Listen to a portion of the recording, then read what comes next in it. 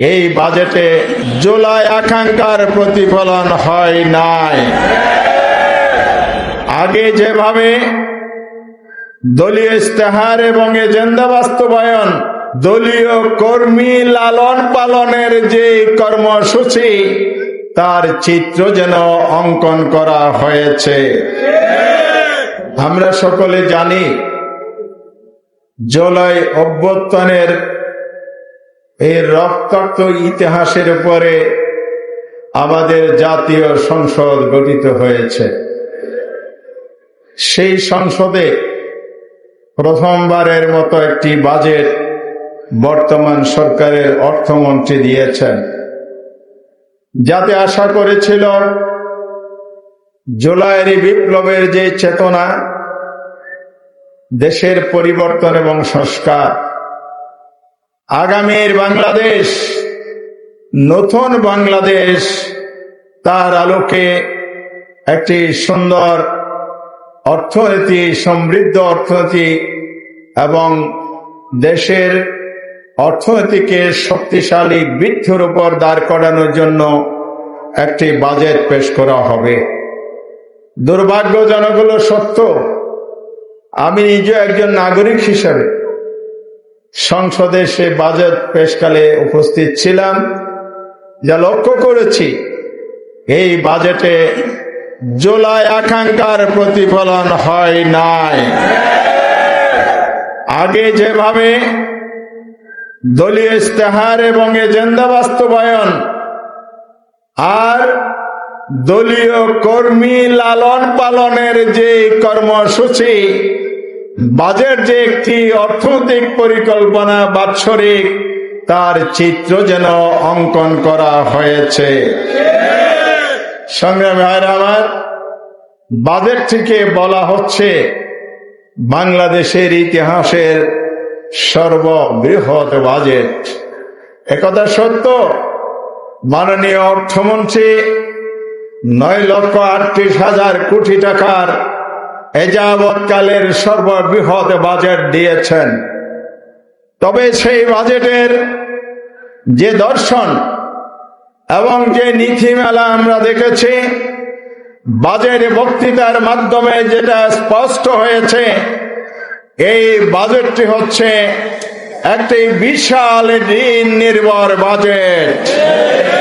এটা একটি বড় ধরনের ঘাটতি বাজেট এবং বাজেটের যে আয়ের উৎস, সে আয়ের উৎসের যে বৃদ্ধি এবং আমাদের সম্পদ এবং সম্পদ ব্যবস্থাপনার যে দক্ষতা, অবকাঠামোর দিক থেকে, প্রাতিষ্ঠানিক কাঠামোর দিক থেকে অত্যন্ত দুর্বল বৃদ্ধির উপরে দাঁড়িয়ে এত বড় বাজেট বাস্তবায়ন কখনো সম্ভব নয়। কারণ অতীতে দেখা গেছে বাংলাদেশে সাম্প্রতিককালের যদি বাজেটের যে প্রধান আয়ের উৎস হলো এনবিআর এর মাধ্যমে রাজস্ব আয় করা, এই রাজস্ব আয়ের লক্ষ্যমাত্রা যেটা ধরা হয়েছে গত বছরের আদায়কৃত কর আয়ের দ্বিগুণের চাইতে বেশি। এমনকি আলাদিনের চেরাগ আপনারা পেয়েছেন, একটু জাতির কাছে পরিষ্কার করেন, 1 লাফে আপনারা দ্বিগুণ কর আদায় করবেন। তবে হ্যাঁ, একটি আলাদিনের চেরাগ আপনারা খুঁজে পেয়েছেন, যেটা গত 1.5 বছরে আপনারা প্রমাণ করেছেন। সেটা হচ্ছে বাজেট হবে বড় এবং আয়ের উৎস যখন ব্যয়ের সাথে সামঞ্জস্যশীল হবে না, তখন এনবিআর উপর চাপানো হবে, আর যা বরাদ্দ যাবে দলীয় কর্মীদের লুটপাটের উৎস হবে সেটি। এটাই আপনারা প্রমাণ করেছেন। আর বাজেট বিশ্লেষণে যেটা দেখা যায়, এটা গরিব বান্ধব নয়, জনবান্ধব তো প্রশ্নেই ওঠে না।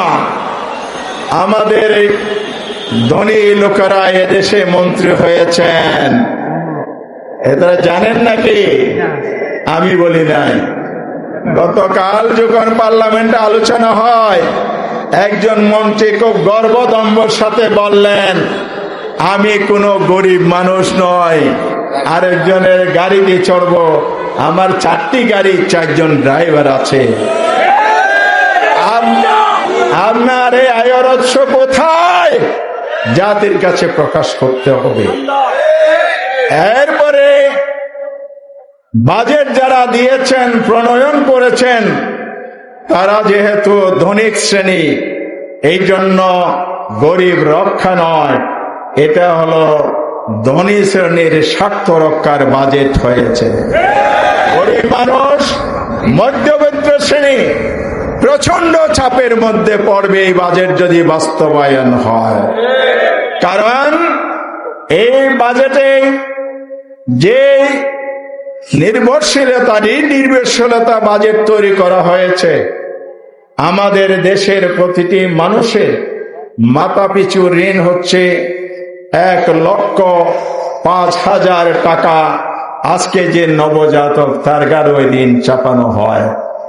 আর এই ঘাটতি বাজেট, ঋণ নির্ভর বাজেট যখন হবে, 2 জায়গায় এটার প্রভাব পড়বে।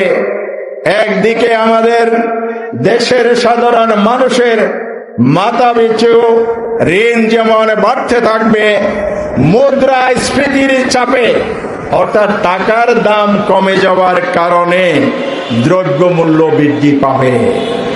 সেই সাথে জ্বালানি খাতে যে লুটপাট হয়েছে এবং তেলের দাম যে বৃদ্ধি হয়েছে, এর মধ্য দিয়ে আপনার একটি পরিবারে 1টি সিলিন্ডার যদি গ্যাসের ব্যয় হয়, 600 টাকা তাকে বাড়তি দিতে হবে। 2টি সিলিন্ডার ব্যয় হলে 1200 টাকা ব্যয় করতে হবে।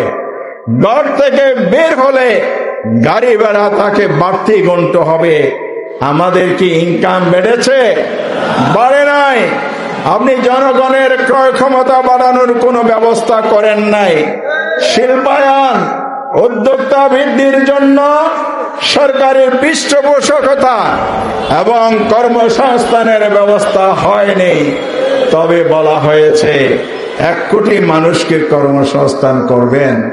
আমরা জানতে চাই, আপনার দলীয় কর্মীরা যা করেন, 1 কোটি কর্মসংস্থান বা লোকদেরকে চাকরি দিতে গিয়ে কত শত কোটি টাকা চাঁদাবাজি হবে, এটা একটু মেহরবানি করে প্রকাশ করে দিয়েন।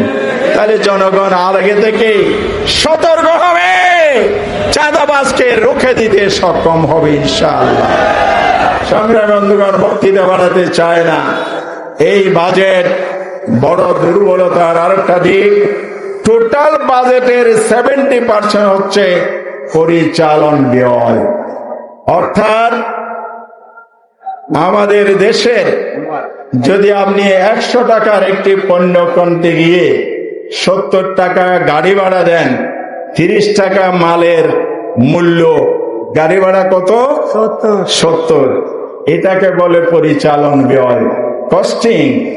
পণ্যটা একটা দাম নির্ধারণ 30 টাকা, আর 70 টাকা আপনি যোগ করবেন। সেটা কিভাবে জানেন? প্রশাসনের যারা দায়িত্ব পালন করেন, বেতন ভাতা, তার সাথে আছে সুদ নির্ভরতা, সব পরিশোধ করা। তারপরে স্প্রিড মানি নাকি বলে, সেটার কথা নাই বললাম। এই সব যোগ করলে আমাদের দেশের মানুষের উপর অতীতে থেকে চলমান প্রশাসনিক ব্যয়ের যে বিশাল আকার, এটা কমানোর কোনো ব্যবস্থাই বাজেটে হয় নাই। ফলে কি হবে? আমরা যাই ক্রয় করব, পরিচালন ব্যয়ের উপর সেটা যুক্ত হয়ে 3 গুণ 4 গুণ বৃদ্ধি হারে বাজারের পণ্য আপনাকে কিনতে হবে। এই দুর্ভোগ থেকে আমাদেরকে মুক্ত করতে হলে সততা, ন্যায়পরায়ণতা, দুর্নীতি মুক্ত একটি সমাজ ব্যবস্থা গড়ে তুলতে হবে। আমরা জামায়াত ইসলামীর পক্ষ থেকে আরো 1 লক্ষ কোটি কম ব্যয়ে এর চাইতে বেশি সুন্দর গণমুখী বাজেটের প্রস্তাব দিয়েছি। সরকার এটা বিবেচনায় নেয়নি, কারণ 1 লক্ষ কোটি টাকা চলো বলে কৌশলে তো যদি পকেটে ঢোকানো যায়, তাহলে জামাত ইসলামের সততার আর আমাদের প্রয়োজন বাকি। আপনারা এ ব্যাপারে সজাগ হবেন, আর জনগণকে করের স্বস্তি থেকে দায় মুক্ত করার জন্য, বিশেষ করে মধ্যবিত্ত শ্রেণীর জন্য আমরা বলেছি কর সীমা, কর মুক্ত, করের যে আয়, ট্যাক্স মুক্ত যে সময়সীমা বর্তমানে 3.5 লক্ষ টাকা বলা হয়েছে। জামাত ইসলামের ছায়া বাজেটে বলা হয়েছে এটা বৃদ্ধি করে 4.5 লক্ষ টাকা করা হোক, এবং পর্যায়ক্রমে আগামী বছর 5 লক্ষ করা হবে। এইভাবে যদি মধ্যবিত্ত শ্রেণীকে কর মুক্তি দেয়া হয় একটা নির্দিষ্ট পরিমাণ, আর স্বচ্ছতা জবাবদিহিতা যদি এখানে নিশ্চিত করা হয়, তাহলে অবশ্যই এই বাজেট বাস্তবায়নের সুফলে দেশের জনগণ পাবে। শেষ কথা বলতে চাই, প্রিয় ভাই এবং বন্ধুগণ, আমরা আরেকটি প্রস্তাব দিয়েছি। সরকার এই বাজেটে কোনো নীতিগত সংস্কারের প্রস্তাব দিতে পারে নাই, এই কারণে এটাকে গতানুগতিক বাজেট বলা হচ্ছে। যোগ্য একটি ফলাফল নির্ণয় করে বাজেট দিয়েছেন, বাহাবা করার কোনো সুযোগ নাই। রাস্তায় নেমে জিন্দাবাদ তো আপনারা দিবেন, কারণ আপনারা তো খুশি হয়েছেন। আপনাদের ফাঁক ফোকর দিয়ে কত টাকা নিতে পারবেন ইতিমধ্যে আপনাদের জানা হয়ে গেছে। রাস্তায় এসে আনন্দ মিছিল করছেন, আমরা এই জন্য প্রতিবাদ জানাতে এসেছি। কিসের আনন্দ আপনারা করেন? চাঁদাবাজি এর দুর্নীতির সুযোগের আনন্দ করেন। বাংলাদেশের এডিবি বাস্তবায়ন হয় না, টাকা ফেরত যায়। মন্ত্রণালয় মঞ্জুরি দাবি করে পার্লামেন্টে, মন্ত্রণালয় ব্যক্তি টাকা মঞ্জুর করে নিয়ে যায়, বাস্তবায়ন করতে না পারে ফেরত দেয়। কারণ কি জানেন? কারণ হচ্ছে এই বাজেটের বাস্তবায়নের জন্য অর্থ বছর ধরা হয়েছে জুন থেকে জুলাই, যেটাকে ফিসক্যাল ইয়ার বলা হয়।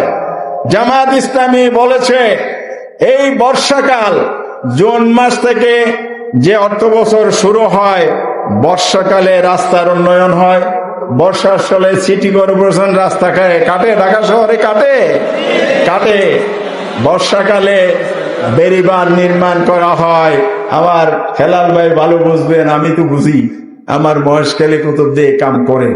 কারণ জলহস্তি নামক যে পানি উন্নয়ন বোর্ড আছে, এরা বর্ষাকালে কি করে, 100 বস্তা বালি ফেলে 1000 বস্তার বিল করে।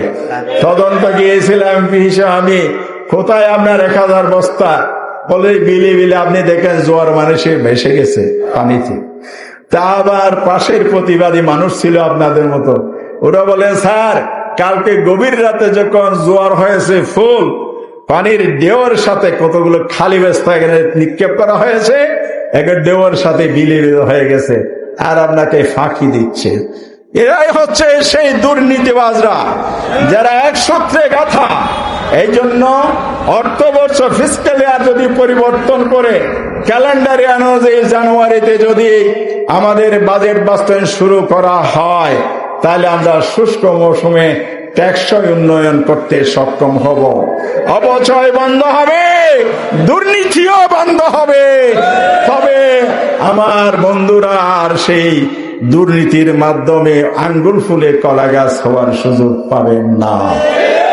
আসুন এই বাজেট ধনী শ্রেণীর স্বার্থ সংরক্ষণের বাজেট, গরিব মানুষের উপর কর চাপিয়ে দেওয়ার বাজেট, এই বাজেট ঋণ নির্ভরশীল বাজেট। এই বাজেটকে কোনোভাবে সমর্থন করা যায় না।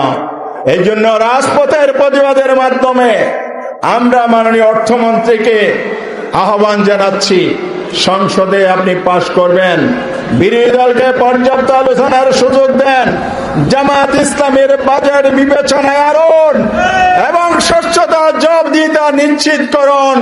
তাহলে জুলাই বিপ্লবোত্তর এই রক্তাক্ত বিপ্লবের চেতনার ভিত্তিতে নতুন বাংলাদেশ গড়ার ক্ষেত্রে আমাদেরকে আপনারা পাশে পাবেন।